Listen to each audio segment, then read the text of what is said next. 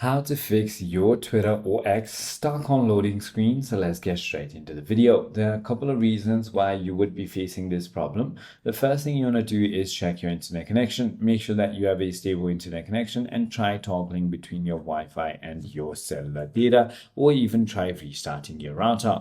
You might also need to go to servers like Down Detector and check if the X servers are up and running. You can also try force closing your application and reopening it, which should go ahead and fix your problem. If you're on an Android device, you can go to settings, apps, and X storage, and then simply go ahead and clear cache. Or if you're on any device, you want to go to your App Store or Play Store and then check if there are any updates available for the application.